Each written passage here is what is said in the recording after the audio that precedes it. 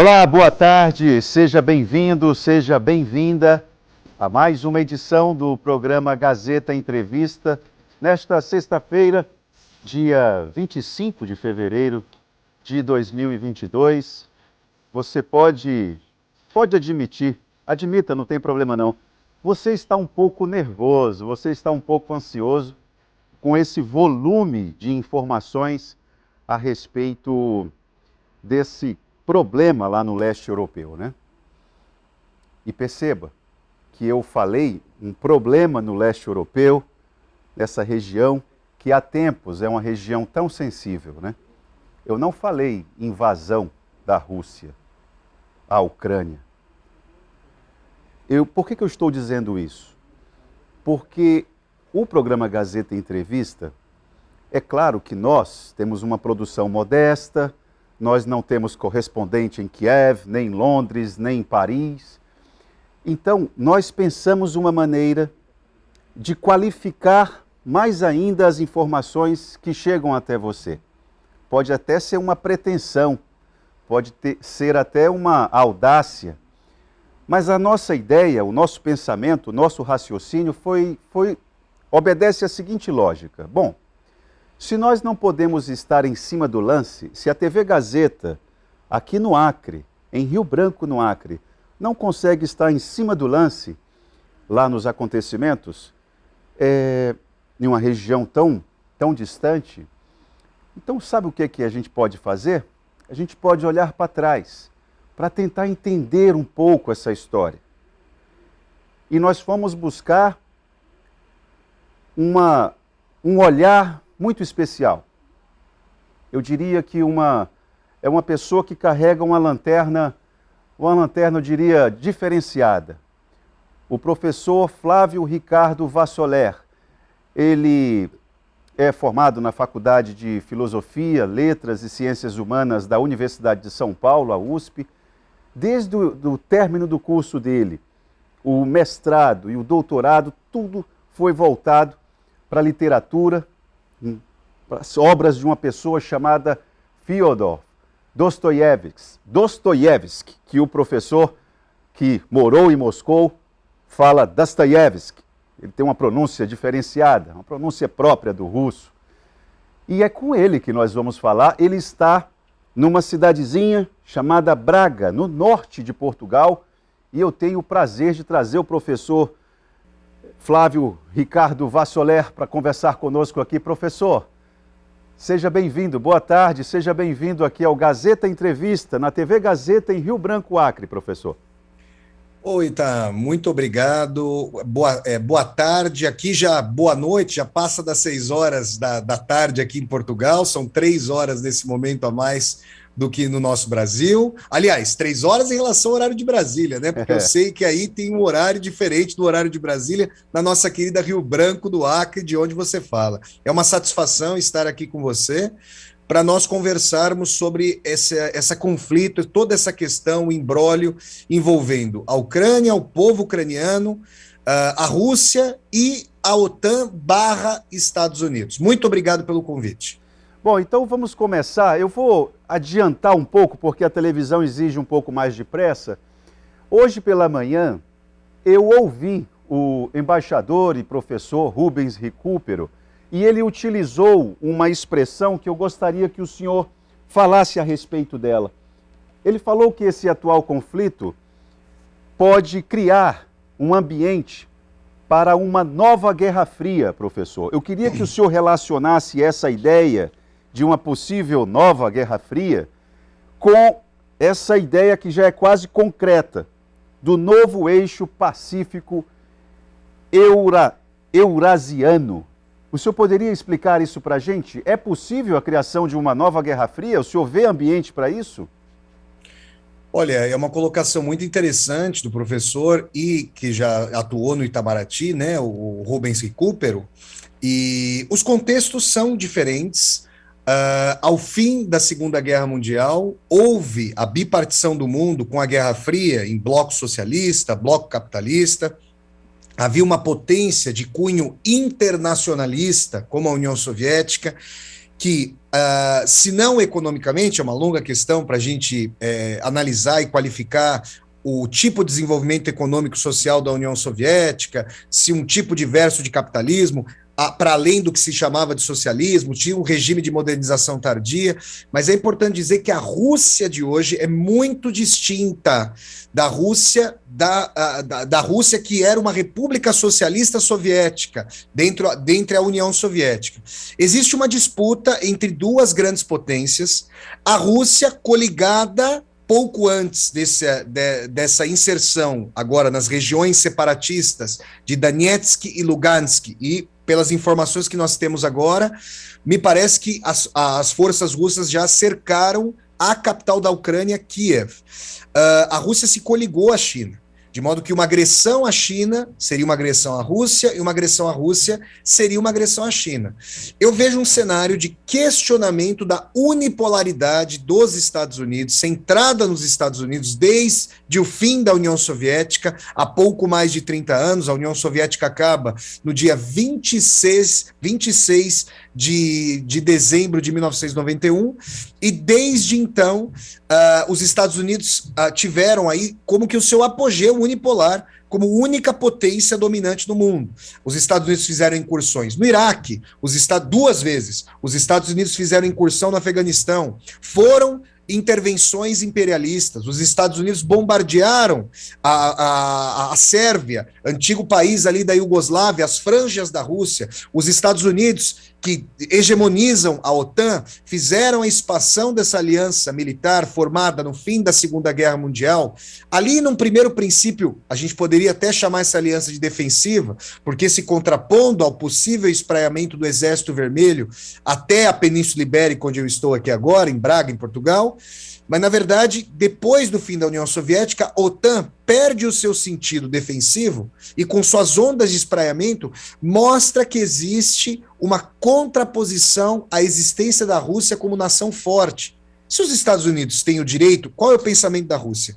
Se os Estados Unidos têm o direito e se arrogam o direito de atuar pensando apenas e tão somente nos seus próprios interesses, por que a Rússia, potência militar, potência nuclear, e, em certos sentidos, com um exército até mais forte do que os estadunidenses em certos setores, não poderia fazer o mesmo? E numa coligação com a China, nós temos a tentativa de estabelecimento de um eixo outro de poder econômico e também militar no mundo, para além do eixo do Atlântico. E eu quero chamar a atenção para um artigo publicado no site Russia Today, Rússia Hoje. Me parece que o portal, o canal do YouTube TV 247, do qual eu tenho a satisfação de participar todas as sextas-feiras com o Tríptico 247, em que falo sobre literatura e teatro, a TV 247 está fazendo a tradução desse artigo do inglês, que foi primeiro publicado em russo, né, mas depois do inglês para o português. E o Sergei Karaganov, que é um dos teóricos das relações internacionais para a cúpula do poder na Rússia, fala que se trata de uma destruição construtiva. Estou usando o termo dele, não estou dizendo que concordo com essa prática, com esse termo, mas no sentido de fazer com que os Estados Unidos, que exorbitam o direito internacional, que não respeitam o direito internacional, venham a respeitá-lo com alguns remédios amargos. Porque a Rússia diz que as suas linhas vermelhas, que não podem ser ultrapassadas, foram ultrapassadas. 14 países que outrora faziam parte ou da União Soviética, ou do bloco de influência daquilo que ficou conhecido como cortina de ferro no leste europeu, hoje fazem parte da OTAN, e a OTAN tem mísseis colocados ali ao redor da Rússia. Então, é uma disputa de potências. O povo ucraniano está sofrendo. É importante dizer que os Estados Unidos patrocinaram o golpe de Estado de 2014, que tirou do poder o antigo presidente Viktor Yanukovych, que era alinhado à Rússia e sofria pressões. Então, olha, Vassoler, mas é justo utilizar a Ucrânia como campo de batalha entre duas grandes potências? Eu considero que não, mas a história, infelizmente, é feita menos pela justiça do dever ser, do que eu gostaria que fosse, do que nós gostaríamos que fosse, e mais com uma realpolitik muito dura, Como já diria Nicolau Maquiavel na sua obra O Príncipe. Então, os Estados Unidos fazem isso. Os Estados Unidos patrocinaram golpes de Estado na nossa América Latina. Brasil, Chile, Argentina, Uruguai. Os Estados Unidos financiaram um reacionário militar na Indonésia, o Suharto, que dizimou mais de 1 milhão de supostos comunistas ali no arquipélago da Indonésia. Então, são muitos conflitos da Realpolitik que nós precisamos analisar para além de uma lógica de torcida, para além de uma lógica maniqueísta, entender essa Realpolitik. Eu já me adianto, né? Talvez o nosso querido Itaã venha a perguntar isso, eu já até me adianto dizendo o seguinte: o que a Rússia pretende fazer? Segundo o Kremlin diz, a Rússia não vai aceitar um governo ucraniano que não seja neutro em relação à OTAN e à União Europeia, que não tenha, do interesse da segurança nacional russa, que não haja mísseis na Ucrânia. Os Estados Unidos não quereriam mísseis no México. Nós conseguimos imaginar a Rússia colocando mísseis no México, ou em Cuba, como já aconteceu em outubro de 62? Então, os Estados Unidos não quereriam isso, e a Rússia também não o quer. Professor. Não me parece plausível que o presidente Volodymyr Zelensky, da Ucrânia, permaneça no poder. A Rússia me parece que vai apeá-lo do poder. E aí é que está a questão. A Rússia vai, então, estabelecer um protetorado à lá Estados Unidos no Afeganistão, que é uma manobra imperialista. A Rússia vai fazer isso? Ou vai fazer essa transição de poder vai ser feita como? Vai haver uma ditadura militar com oficiais da Ucrânia alinhados a Moscou? Essa é uma questão sobre a qual a gente pode pensar. Professor. E mais, pode perguntar, tá? Professor, nós falamos a respeito dessa possibilidade da criação de uma nova Guerra Fria, uma Guerra Fria repaginada. O senhor não disse de forma direta, mas pelo seu raciocínio, o senhor acha pouco provável. O senhor iniciou falando que a União das Repúblicas Socialistas Soviéticas, no pós-guerra, era uma. Ela foi desfeita ali, em 91. Então a OTAN já não tem mais sentido. Agora eu vou lembrar também, isso foi uma informação numa conversa que tivemos hoje, de que os Estados Unidos no pós-guerra também eram um país. E hoje me parece que a configuração é outra. O senhor me lembrava, só para que o telespectador tenha uma referência importante, que no pós-Segunda Guerra, isso em 1945, os Estados Unidos concentravam 50% da riqueza mundial. Isso que nos traz a informação, o professor Vassoler. E me parece que essa riqueza andou migrando, né, professor? E isso muda muita coisa também. Os Estados Unidos não são o país liberal que propagam. Há muita concentração de renda. Os Estados Unidos tem esse bipartidarismo de dois partidos, democratas e republicanos, que mais refletem a imagem um do outro do que qualquer outra coisa. É uma plutocracia, uma oligarquia, como a Rússia também o é. Então, é importante dizer que hoje, com o crescimento econômico da China, como bem o Itaã colocou, a riqueza vem migrando. A China, no ano passado, segundo dados, investiu mais em tecnologia, e não nos enganemos, tecnologia militar, tecnologia para desenvolvimento de software, de novos computadores. O 6G a China já vem desenvolvendo, para além do 5G estadunidense. Então nós temos uma dimensão de que um novo eixo de poder econômico, político vem se formando, que questiona o internacionalismo, o suposto universalismo do American Way of Life, dos valores estadunidenses. E por que supostos valores universais? Porque boa parte da população americana, estadunidense hoje, desempregada, sofrendo com dívidas após a pandemia, sem um sistema de saúde pública, não tem acesso a essas benesses. A sociedade chinesa e russa, a China vem incluindo economicamente boa parte de sua população, mas tem um sistema muito concentrado e concentracionista de poder. A Rússia, em enorme medida, uma oligarquia, de modo, Itaã, que o mundo é muito diferente do mundo de 1945. A proposta emancipatória da União Soviética, mesmo que nós possamos encontrar muitas contradições ali no regime, sobretudo com o stalinismo, contra o qual eu me coloco veementemente, a União Soviética não se reduz ao stalinismo, mas o Stalin foi, digamos, um ditador soviético de mais de 2 décadas, com um estado policial terrível para a população. Mas é importante dizer que Falar em nova Guerra Fria implicaria pensar com categorias de uma dicotomia que me parece que vai se pluralizar mais agora ao longo desse século XXI, girando o eixo de dominação do Atlântico para o Pacífico. E isso implica que a Rússia, que se vê como um país eurasiano, também girará o seu eixo de desenvolvimento em direção à Sibéria, em direção às parcerias com a China. E pode haver tensões, não digo iminentes, porque entre Rússia e China existe digamos, um adversário comum, os Estados Unidos. Mas a Rússia não se vê como um país cabisbaixo, subalterno, e a China também não. Só que a assimetria entre a economia da China e da Rússia é clamorosa, mesmo que o exército russo seja muito potente. Então, considerando-se que Índia também, que é uma potência nuclear e tem uma população vultosa, com crescimento econômico substancial, o mundo pode assistir uma multipolaridade e, assim, em termos do jogo de poder, a multipolaridade tende, no mundo